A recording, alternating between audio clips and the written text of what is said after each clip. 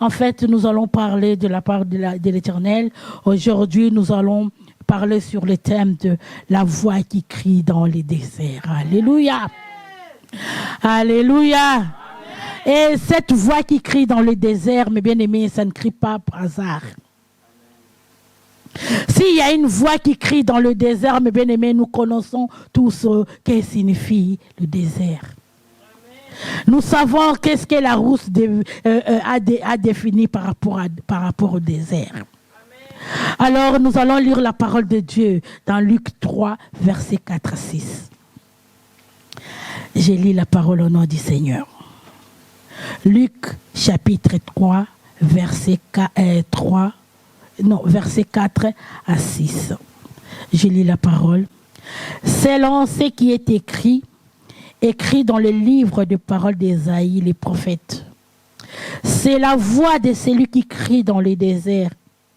Préparez le chemin du Seigneur, aplanissez ses chantiers. Toute vallée sera comblée, toute montagne et toute colline seront abaissées.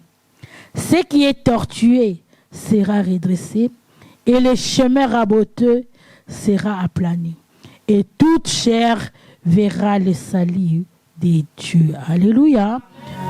Sœur Pierrine, si tu peux lire Ésaïe 40, versets 3 à 5, s'il te plaît. Alléluia. Préparez au désert le chemin de l'Éternel. Aplanissez dans les lieux arides une route pour notre Dieu. Alléluia. Alléluia. Alléluia. C'est verset 40, 3 à 5. Oui. Oui.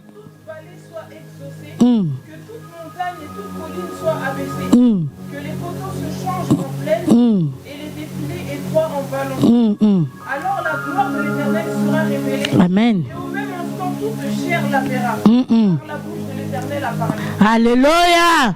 Alléluia. Mais bien aimé, j'ai commencé par Ésaïe. Non, j'ai commencé par Luc. Je suis allé à Ésaïe et je suis retourné dans Jean. Si nous regardons les trois passages bibliques, ils nous parlent juste d'une voix qui est en train de crier dans le désert. Alléluia. C'est une voix qui est en train de crier dans le désert. Le problème, c'est qui va entendre cette voix qui est dans le désert. Est-ce que dans le désert, il y a du monde? Est-ce que dans le désert, tu vois des personnes qui sont à côté? Non, c'est un désert. C'est quelque chose, c'est un lieu qui a la solitude. Alléluia. Dieu aujourd'hui nous lance un appel, mais dans le désert. Donc, si aujourd'hui tu te retrouves en solitude, ne te pose pas la question. Parce que Dieu t'appelle dans le désert. Tu peux être toute seule pour comprendre quelle est la position de Dieu. Quelle est la valeur de Dieu dans ma vie. Qu'est-ce que Dieu veut m'apprendre. Quel enseignement Dieu veut me donner dans le désert, mes bien-aimés. N'attends pas toujours la multitude. Il y a des fois la multitude est bonne, mais la solitude aussi. Dieu veut te parler en solitaire. Mais bien-aimés, tu peux rester tout seul. Là où tu es, peut-être dans ta chambre. Peut-être dans le lieu où tu peux. Mais rester seul. C'est ça qui va te dire, je vais aller méditer, je vais aller comprendre qu'est-ce que Dieu veut me parler. Il y a des personnes qui se déplacent, ils vont voir l'eau, il dit le fleuve, il voit il attend le bruit, il dit oui, c'est ici que je vais méditer. Oui, tu as raison, parce que Dieu t'appelle en solitude. Tu viens aller dans un endroit que tu vas rester tout seul, tu vas méditer. Quelle est la volonté de Dieu dans ma vie? Le problème, c'est qui va l'entendre ce matin? Qui va entendre ce matin? Parce que la voix est en train de se déplacer. La voix a quitté le ciel. La voix est venue te chercher. Il se déplace. Il fait des mouvements. Quelle est la fille? Quel est l'homme? Quel est le garçon? Quelle est l'épouse qui va être un fils modèle? Qui veut m'entendre ce matin? La voix est en train de déranger ton confort. Toi qui veux tout le temps rester devant ta télé. Toi qui veux rester devant dans ton lit. Toi qui veux rester devant toutes choses. Mais la voix aujourd'hui est en train de déranger ton confort pour que tu puisses laisser ton lit descendre par terre. Aller chercher la face de Dieu. La voix est en train de crier dans les déserts pour que tu laisses tout ce que l'habitude que tu as pris. L'habitude de manger à midi. L'habitude de manger le matin. La voix t'appelle. La voix dit, laisse le moment. Ce n'est pas le moment de manger. Ce n'est pas le moment de rigoler. C'est le moment de chercher Dieu. C'est le moment de rentrer dans l'intimité. Mais bien aimé, nous avons vu dans la parole de Dieu. Là, Dieu parle de Jean-Baptiste. Mais bien aimé, Jean-Baptiste, c'était le dernier prophète avant Jésus-Christ. Mais bien aimé, quand il est arrivé, et la Bible nous dit, il n'y a pas un plus grand que lui. Je ne mens pas parce que Dieu, c'est la Bible qui me dit. Moi, je ne sais pas écrire la parole qui est ici. Moi, j'ai juste en train de lire. Et le Saint-Esprit me fait comprendre que Jean-Baptiste était le plus grand. Alors, le plus grand a dit, je suis la voix qui crie dans le désert. Selon Luc 3, versets 4 à 6. Il dit, c'est la voix de celui qui crie dans le désert. Préparez le chemin du Seigneur. Qu'est-ce que cette voix est en train de parler? Il parle à toi, ma soeur. Il parle à toi, la personne qui est en train de me regarder. Il parle à toi, la personne qui est assise. Que Dieu a dit, préparez le chemin de l'Éternel.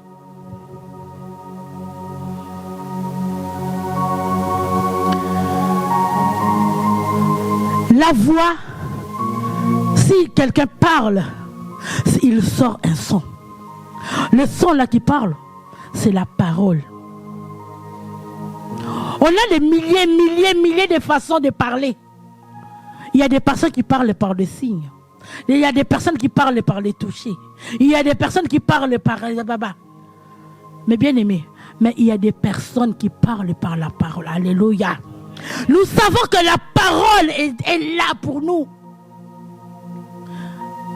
Jean-Baptiste était quelqu'un qui avait sorti la parole. Il a parlé. Il a parlé de la part de l'Éternel. Parce que déjà au temps d'Ésaïe, Dieu avait déjà parlé aux personnes de préparer le chemin. Alléluia. Alléluia. Nous les enfants de Dieu, nous qui craignons la solitude, nous que la solitude nous donne la dépression, nous que la solitude te rend, tu dis que tout le monde me fuit. Dieu t'appelle seul. Parce que le premier quand il t'a appelé seul, mais les derniers jours aussi, tu vas te retrouver seul. Alléluia. Pour dire que lui qui était au début, le commencement, il est aussi à la fin. Il t'a appelé seul. Tu arrives, tu rencontres le frère et sœurs. Tu commences à avancer avec Dieu. Mais les derniers jours, tu seras seul. Mais bien aimé, c'est dans la solitude que tu vas commencer à réfléchir. Tu vas commencer à dire, Seigneur, comment je vais grandir? Comment je vais faire dans ma vie? Qu'est-ce que je ferai dans ma vie? Mais bien aimé, c'est quand tu vas commencer à méditer, quand tu vas commencer à parler, quand tu vas commencer à rentrer dans la profondeur. Oh ma vie, j'ai maintenant tel âge. Comment je vais faire? Seigneur, aide-moi à faire ceci. C'est que tu commences à dire, qu'est-ce que la parole de Dieu nous dit? C'est dans la solitude. Ça l'a dit dans la solitude.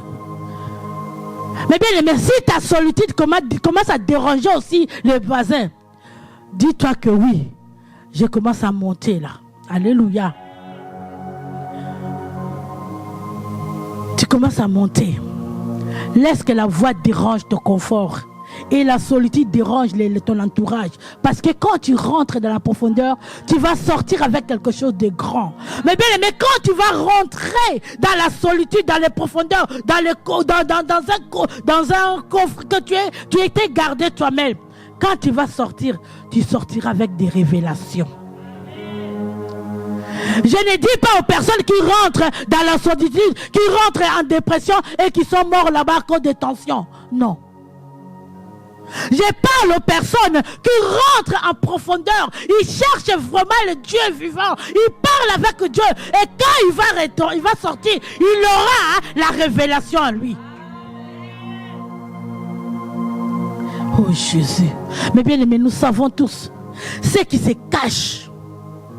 Ce qui se cache dans les déserts, il va révéler en lumière, mes bien-aimés. N'est-ce pas le prière que tu es en train de faire en secret? Dieu te bénit en public. N'est-ce pas le prière que tu es en train de parler avec Dieu? Des choses que tu as te parler en secret. Tu n'y dors pas. Tu dis que Seigneur fais ceci. Mais c'est en secret que Dieu en public que Dieu te répond. Tu vas voir que cet homme est élevé. Tu vas voir cette femme est élevée. Parce que tu ne sais pas ce qu'elle a fait en secret. C'est dans la solitude, dans le secret, quand tu es toute seule. C'est pour cela, il y a des fois, c'est bien de rester seul. Ne dis pas que tous mes amis sont fuis. S'ils t'enfuient parce que tu as un mauvais caractère, c'est autre chose. Mais s'ils t'enfuient parce que tu cherches Dieu, c'est autre chose aussi. Mais bien aimé, ce matin, je viens dire aux personnes qui sont entrées en solitude pour chercher Dieu, pas pour les mauvais caractères. Parlons la Bible. Qu'est-ce que la Bible nous dit? Le désert, c'est un endroit hostile. C'est un endroit aride. C'est un endroit de réflexion. C'est un endroit de remise en question. C'est un endroit de repentance. C'est dans le secret. C'est dans le désert. C'est un endroit où on affronte les puissances, mes bien-aimés. Il y a les puissances des ténèbres qui viennent t'attaquer. Il y a les puissances, la lumière qui vient aussi devant toi. Quand tu es dans le secret, dans la solitude, il y a des questions qui commencent à poser. Est-ce que ça, ceci? Est-ce que pourquoi ceci? Et comment cela? Pourquoi? Tu te poses tant de questions et tu as des réponses. Parce que si tu as le Saint-Esprit à toi, il commence à dire, tu vois cette chose, tu t'es mal comporté. Il faut que tu changes. Tu vas faire, c'est dans le désert. Mais bien aimé, sache que dans le désert, il y a beaucoup des hommes de Dieu aussi. Ils sont passés par là. Les grandes personnes de Dieu, les grands pasteurs, les grands apôtres, qu'aujourd'hui on le voit, ils sont passés dans le désert. Ils ont confronté l'agitation de ce monde. Ils les ont calomniés. Ils les ont parlé le mal d'eux. Ils les ont insultés. Ils se sont moqués d'eux. Tu ne seras pas la seule ou le seul. Si aujourd'hui on parle de toi, parce que tu es dans le désert. Mais bien aimé, dans le désert, c'est un endroit qu'on ne demeure pas. C'est un endroit qu'on passe. C'est juste un passage. Ce n'est pas tout le temps que tu vas rester dans le désert. Ce n'est pas tout le temps que tu vas rester dans le désert. C'est bien bon, oui. C'est un endroit où tu vas te réfugier. Mais c'est un endroit où tu vas juste passer. Alléluia. Tu vas juste passer. Tu vas juste passer pour aller de l'autre côté. De nombreuses personnes, ils ont traversé. Les grands hommes de Dieu, ils sont passés par là. Et les grands hommes de Dieu, ils ont affronté les épreuves. Mais bien aimé, jusqu'à ce qu'Élie a dit oui, il faut que j'affronte les épreuves face à face. Alléluia. C'est là où il y a eu le dieu de Baal avec Élie. Élie a dit, je connais. Parce qu'il est passé par le désert. Il sait que oui, dans le désert, je suis rassasié. Il s'est repenti. Il a fait tout ce qu'il pouvait faire. Il est venu devant le dieu de Baal. C'est là où il mettra son Dieu en épreuve. Alléluia. Et toi, s'il y a un souci, il y a un problème, quand est-ce que tu mettras ton Dieu en épreuve? Alléluia. Alléluia. Qu'est-ce que je vais dire? C'est le désert, c'est là où demeure la solitude. Alléluia. C'est là où vraiment, quand tu sortiras, il y a une transformation du cœur. Alléluia. Si toi, dans la solitude, ton cœur n'est pas encore transformé, pose-toi la question. Jean-Baptiste, lui, il a été formé dans le désert. C'est dans le désert que lui, il était en train de crier. Jésus-Christ, avant de commencer son ministère, il était dans le jeûne des 40 jours, 40 nuits. C'était dans son désert. Alléluia. Chaque personne, il passe dans les déserts que Dieu a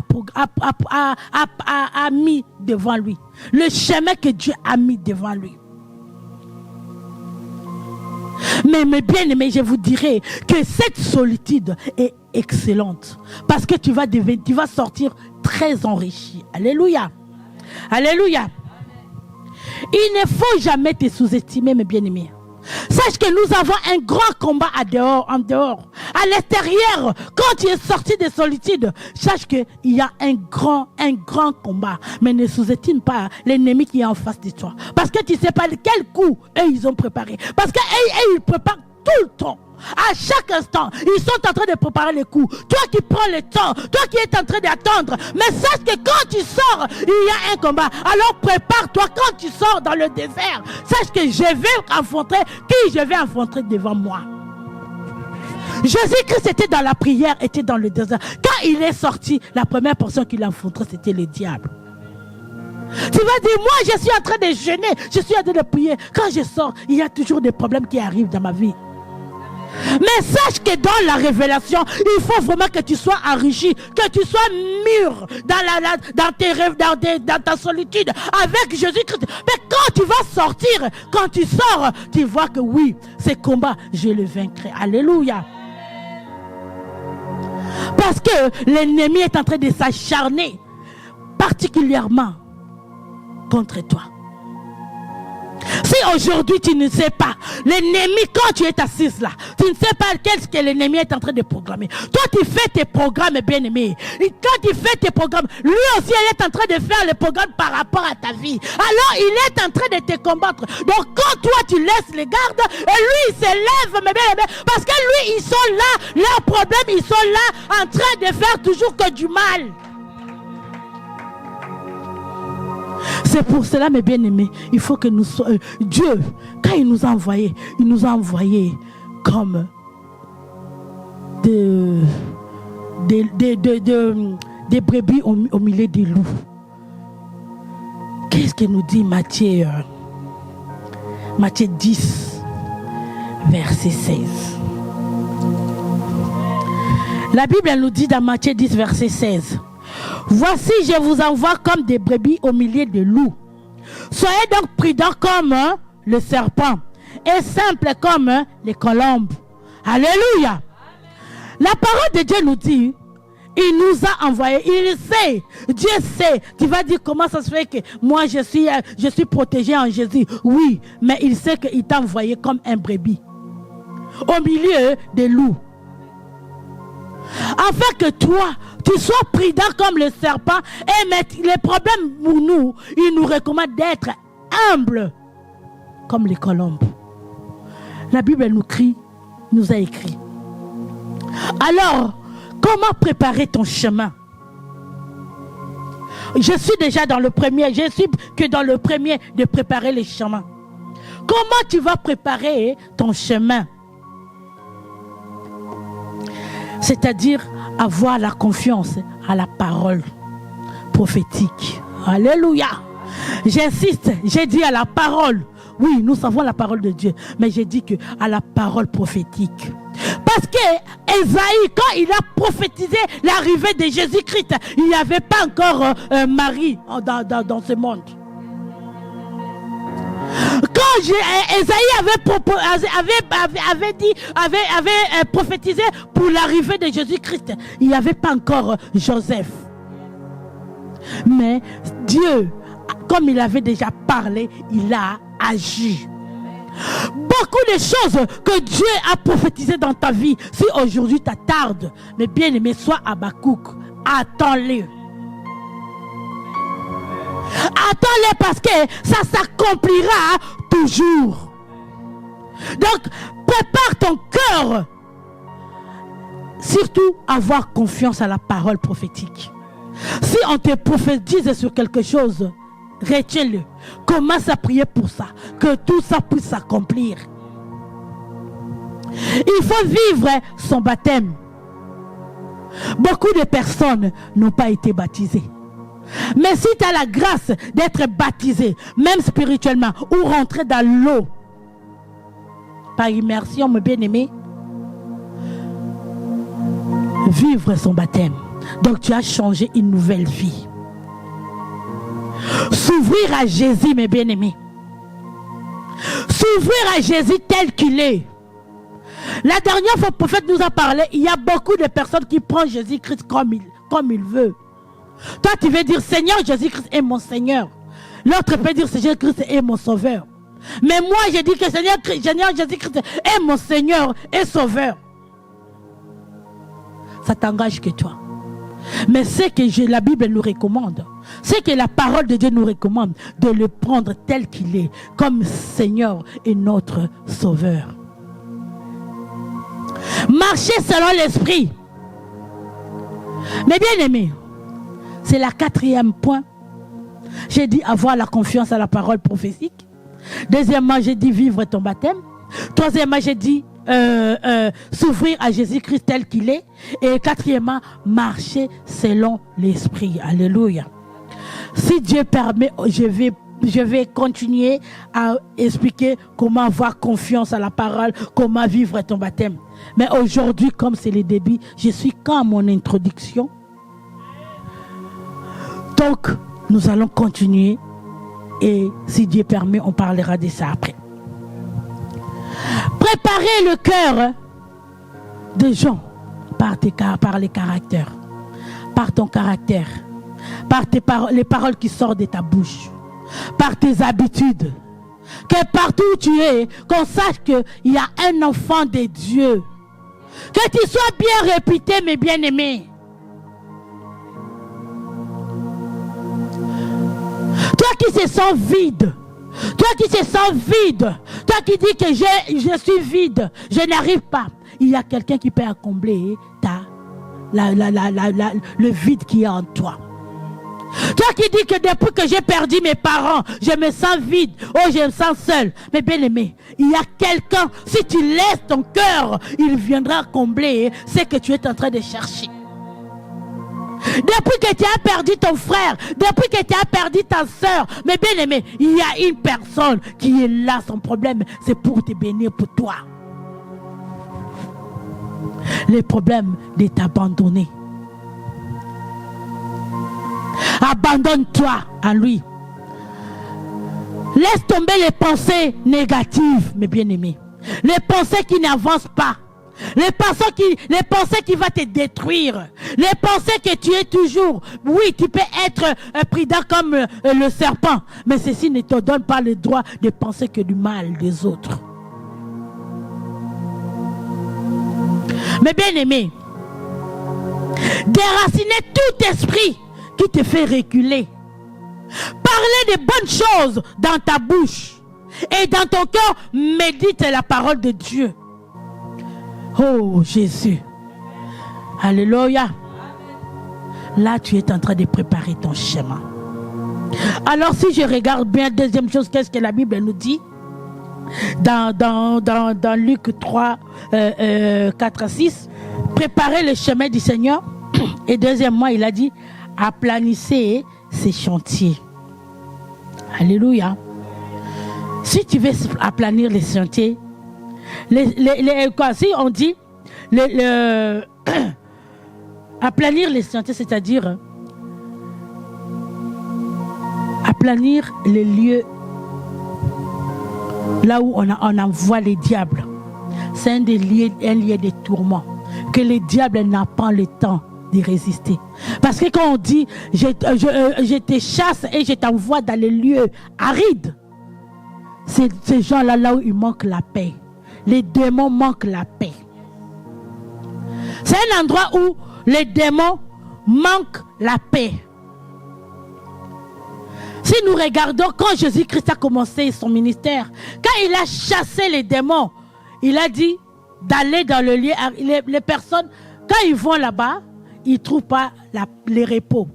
Ils veulent retourner dans le corps humain pour dire que les démons trouvent sa boire et à manger en toi. Parce que s'il va dans les lieux arides, il ne va pas trouver la paix là-bas. Là où les lieux arides sont là où demeurent sans repos les démons. Si nous voulons confirmer les Écritures, vous lirez à la maison dans Matthieu 12, verset 43. Mais bien aimés, soyez vigilants. Notre victoire contre le royaume des ténèbres est très, très, très ponctuelle. Quand la Bible nous dit que c'est le royaume des ténèbres, c'est tout un royaume. Parce qu'ils ont leur chef, ils ont des gens qui gouvernent. Alors toi tout seul, tu ne pourras pas y arriver. Toi toute seule, tu n'arriveras jamais à planir les lieux. Et les montagnes seront abaissées. Alléluia. Les montagnes, qu'est-ce que nous dirons par rapport aux montagnes? Les montagnes représentent les obstacles que les montagnes, ce sont des obstacles qui arrivent dans ta vie. Ce sont les démons qui tourmentent nos vies. Ce sont les autorités qui ne donnent pas, qui s'élèvent contre ta vie. Ce sont les puissances de ce monde qui oppriment. Alléluia. Les montagnes désirent les forteresses, désirent l'idolâtrie, les coutumes. Bref, tout ce qui s'élève contre la volonté de Dieu dans ta vie. Alléluia. L'apôtre Paul, alléluia, dit dans 2 Corinthiens verset 10. Qu'est-ce qu'il dit? 2 Corinthiens 10, verset 3 à 4 que... Ouais. Si nous marchons dans la chair, nous ne combattons pas selon la chair, car les armes avec lesquelles nous combattons ne sont pas charnelles, mais elles sont puissantes par la vertu de Dieu pour renverser des forteresses. Alléluia. Dieu nous a donné les forces de renverser. L'apôtre Paul nous a dit dans 2 Corinthiens, comme j'ai dit, si tu veux enfanter ta destinée, il faut que tu renverses les montagnes qui s'élèvent devant toi. Parce que si la voix est en train de crier dans ce monde, la voix est en train de se déplacer pour toi, parce qu'il veut que tu puisses écouter une parole qui te donnera la vie. Les montagnes empêchent beaucoup de choses dans la vie des chrétiens. Nous avons vu Zorobabel qui disait il ne pouvait pas construire le temple de l'Éternel parce qu'il y avait les montagnes qui s'est fixées devant lui. Alors lui qui avait la connaissance spirituelle, il a dit quelles sont ces montagnes qui va résister devant Zorobabel. Toi aussi dans ta vie, mes bien-aimés, il y a des montagnes qui t'empêchent d'avancer. Il y a des montagnes, il y a des montagnes qui s'élèvent. Oh, le Père de gloire, aide-moi à expliquer cette chose. Toi qui es là, mes bien-aimés, tu veux faire du bien. Tu veux penser à être vraiment, je veux être un enfant de Dieu. Je veux marcher selon ta parole. Mais il y a des forteresses des familles. Il y a les autorités qui s'élèvent contre toi. Il y a des problèmes qui s'élèvent. Tu dis à travers les coutumes, je ne peux pas faire ceci. Oh, je ne peux pas avancer. Parce qu'il y a des montagnes dans ta vie. Les montagnes qui s'élèvent contre toi, il faut les raser. Il y a une voix qui crie dans les montagnes. Rasez toutes les montagnes qui s'élèvent dans ta vie. Une voix qui crie dans le désert. Rasez les montagnes. Enlevez les forteresses. Enlevez les problèmes familiaux. Toi qui veux avancer, tu retournes toujours dans la coutume. Que je ne peux pas me marier parce que la coutume dit ceci. Mais bien aimé, je te dis aujourd'hui, il y a une voix dans le désert qui est en train de crier qu'à travers tous tes soucis, à travers tous tes problèmes, il n'y aura pas les montagnes qui se lèveront. Tu dis que dans notre famille, c'est impossible de se marier. Non, mes bien-aimés, il y a les montagnes qui vont être rasées pour que toi, tu puisses te marier. Oh, alléluia. Parce que tu n'es plus celle qui était avant. Tu as été payé par quelqu'un. Nous avons vu qu'il y a quelqu'un qui a donné sa vie entière. Ce n'est pas n'importe qui, mes bien-aimés. Nous avons vu que quelqu'un qui a payé. Alléluia. Oh Jésus. Il y a des montagnes spirituelles. Tu n'arrives pas à prier. Moi, le temps de prière, ça reste que 5 minutes. Jusqu'à présent, tu n'as pas encore évolué en 10 minutes. Si on dit 1 heure de prière, tu vois comme s'il y avait des montagnes qui s'élèvent contre toi. Tu dis que non, je ne pourrais pas faire 1 heure. J'aurai des distractions. Mais bien aimé, pose-toi la question. Il y a les montagnes qui s'élèvent. Toi, qu'on parle de la part de Dieu, tu es en train de jouer avec ton portable. Mais bien aimé, au lieu d'écouter la parole de Dieu, te dit que les montagnes s'élèveront contre moi. Il faut que tu la planifies. Comment tu la planieras si tu es en train d'accrocher à ton portable? Quand tu es accroché, mais bien aimé, c'est la distraction que le diable nous a ramené jusqu'à chez nous. Comme la voix s'est déplacée de les montagnes jusqu'à ta maison, il y a aussi les distractions, les Facebook, les jeux qui viennent avec les portables dans notre vie, même dans les églises. Mais bien aimé, je vois les enfants de Dieu en train de jouer avec des portables dans les églises. Je me pose la question, qu'est-ce qui se passe? Alléluia. Tu as juste 1 heure avec Jésus. Profite-en. Tu ne sais pas quand tu vas sortir, qu'est-ce que tu vas rencontrer. Quand tu sortiras ici, mes bien-aimés, jusqu'à cette heure, tu as vu que j'ai fait ceci, j'ai fait cela. Mais après, c'est lui-même qui sait. Après, c'est lui-même qui sait. Aplani. Alléluia. Aplani les montagnes. Toi qui aujourd'hui tu dis, nous dans notre famille, les enfants s'arrêtent que dans bac plus 1 ou bac plus 2. Mais bien aimé, tu peux faire plus. Oh Jésus-Christ. Il faut raser les montagnes spirituelles qui ont placé, que les gens ont mis dans ton cœur, que le monde a mis dans le cœur des gens, que les gens, ils vont toujours mettre le nom des maladies dans leur vie, parce que ce sont des montagnes. Toi, tu commences à dire, ouais, je suis hypertendu, moi je suis diabétique, moi je suis... Mais bien aimé, ce sont des montagnes qui restent sur toi. Aplanis-les. Raser ces montagnes. Le diable est là. Nous sommes des vainqueurs. Ils peuvent dire ce qu'ils sont en train de dire. Mais ce que moi je sais qu'il y a quelqu'un qui a payé un prix. Donc la personne là avait pris cette maladie. Donc je peux peut-être ne pas être bien aujourd'hui. Mais je sais que dans quelques instants, mon Dieu me donnera la force de se lever et de parler pour lui. Alléluia. Abaisser les montagnes. Abaisse les montagnes, mes bien-aimés. Les montagnes qui représentent des obstacles dans ta vie. Les montagnes qui représentent de quoi? Des limites dans ta vie. Mes bien-aimés, beaucoup de personnes,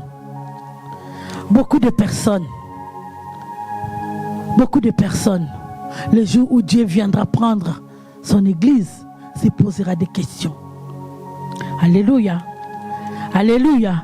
Parce que mieux vaut ne pas écouter, mieux vaut ne pas entendre. Mais si tu entends, c'est toi avec Dieu. Alléluia. Alléluia. Je sais que il y a des montagnes qui s'élèvent contre nous. Alors Dieu a dit, préparez le chemin préparez le chemin du Seigneur, aplanissez ses sentiers et toute vallée sera comblée. Mais bien aimés, les vallées, les collines, ce sont des rocs. Alors le roc qui s'élève contre une roc, je sais que le roc que moi je connais peut briser le roc qui s'élève contre le roc qu'on voit. Alléluia. Je vais mieux m'exprimer. Je sais que Moïse avait les bâtons. Et quand il allait chez Pharaon, il trouvait que Pharaon aussi avait son bâton. Mais les bâtons de Pharaon et les bâtons de Moïse, c'était les bâtons de Moïse qui sortaient toujours victorieux. Mais bien aimé, peu importe le roc qu'on voit ici, mais je sais que les personnes qui ont le roc puissant, c'est Jésus-Christ. Quand lui, il va tomber, alléluia, quand lui, il va se venir, mais bien aimé, tu verras que le roc, l'autre roc, ça va devenir comme de sable devant le roc de l'Éternel. Alors, bien aimé, il faut que nous changeons notre manière de chercher Dieu. Il faut que nous aplanissons nos chantiers, mes bien-aimés. Il faut que nous aplanissons nos chantiers. Il faut que toute vallée sera comblée, toute montagne et toute colline seront apaisées au nom de Jésus-Christ. Et ce qui est tortué sera redressé et les chemins rabotés seront aplanis. Alléluia. Et toute chair, il n'a pas dit une partie, il a dit toute chair verra quoi? Le salut de Dieu. Toi qui veux voir le salut de Dieu, prépare le chemin de l'Éternel. Toi qui veux voir le salut de Dieu, abaisse les montagnes dans ta vie. Toi qui veux voir le salut de Dieu, marche selon la parole de Dieu. Aujourd'hui, si tu n'arrives pas, demain tu arriveras. Parce que lui-même, il t'a choisi, il t'a ramassé là où tu étais. Lui, il t'a choisi, il connaissait que vraiment ma fille ou mon fils, j'ai besoin de lui. Mais bien aimé, lève-toi dans la prière. Cherche à planir le chemin de l'Éternel. Cherche à marcher selon la parole. Alors quand Jean-Baptiste était en train de crier, il y avait Jésus-Christ qui était déjà arrivé. Aujourd'hui, il est en train de crier. La voix est en train de crier dans le désert. Parce que nous savons que Jésus-Christ viendra bientôt. Parce que nous voyons presque tous les signes qu'il avait annoncés est déjà arrivé. Alors, il est en train de crier dans les montagnes que moi, aplanissez, donc répentez-vous. Les gens, les personnes, le diable a mis dans leurs oreilles comme si des bouchons que les gens ne puissent pas écouter et comprendre. Ils mettent la distraction. Ils commencent à dire toute personne qui parle de la part de Dieu, ce sont des menteurs. Oui, mais bien aimé, ils vont te dire comme ça parce qu'ils veulent te détourner. Ils appellent les vraies personnes de Dieu les gourous. Ils appellent les vraies personnes de Dieu les personnes, ce sont des menteurs. Mais bien aimé, parce qu'il veut te détourner sur la route. Nous sommes arrivés à la fin. C'est pour cela que Jésus-Christ avait dit, est-ce que quand je retournerai, je trouverai toujours les gens qui sont dans la foi? Alléluia. Toi aujourd'hui, au lieu de se dire, non, les pasteurs ce sont des menteurs. Oui, mais bien aimé, la Bible nous avait déjà prévenu avant qu'il y aura des faux prophètes, des faux pasteurs. Mais il y aura, dans les faux, il y a aussi des vrais. Alors si toi, aujourd'hui tu vas dans une église et on te prêche la vérité, mais bien aimé, demeure. Demeure, parce que dans le désert, mais bien aimé, on demeure et on passe. Alléluia. Nous avons cette opportunité. Quand je vais rencontrer Dieu, je ne demande pas d'aller voir un homme de Dieu. Je rentre dans le lieu secret. Quand je vais parler avec Dieu, il va me montrer. Alléluia. Alors prie aussi pour ton église. Tu dis, Seigneur, le monde ont dit ceci. Alors qu'est-ce que toi tu as dit par rapport à mon église? Le monde m'ont dit ceci. Qu'est-ce que tu as dit par qu'est-ce que tu me conseilles? Le Saint-Esprit qui demeure en nous va nous conseiller. Ah, lui, il connaît déjà ce que nous ne connaissons pas. Le monde devait mettre la distraction pour que quand Jésus-Christ reviendra, que toi tu sois dans la distraction. Mais bien aimé, ce n'est plus le temps d'être dans la distraction. Ce n'est plus le temps parce que la voix s'est déjà déplacée. Mais bien aimé, quand Jean-Baptiste était en train de prier, était en train de parler, mais bien aimé, nous avons vu, la Bible nous dit, Jésus-Christ était venu pour se faire baptiser. Mais bien aimé, qu'est-ce que toi tu attends aujourd'hui? Alléluia. Alléluia. Qu'est-ce que tu attends aujourd'hui? Qu'est-ce que tu attends aujourd'hui? La voix qui vient jusqu'à chez toi. Mais bien aimé, pour que tu puisses parler de la part de l'Éternel. Mais bien aimé, aujourd'hui je disais, chaque fois Jésus-Christ était venu pour les pécheurs. Ne te considère pas comme si tu es un pécheur. Mais bien aimé, tu es un enfant de Dieu que Dieu a déjà choisi. Mais bien aimé, je vois que nous avons avancé dans notre heure. Peut-être si Dieu nous donne l'occasion, on va développer les 4 choses que je vous ai dit prochainement. Nous allons nous lever, mes bien-aimés. Que notre Dieu puisse nous soutenir aujourd'hui. Retiens que dans ta vie, retiens que dans ta vie, retiens que dans ta vie, retiens que il faut que j'aie confiance à la parole. Il faut que j'aie confiance à ce que Dieu a mis à moi. Il faut que je puisse préparer le chemin du Seigneur. Il faut que je puisse marcher selon sa parole.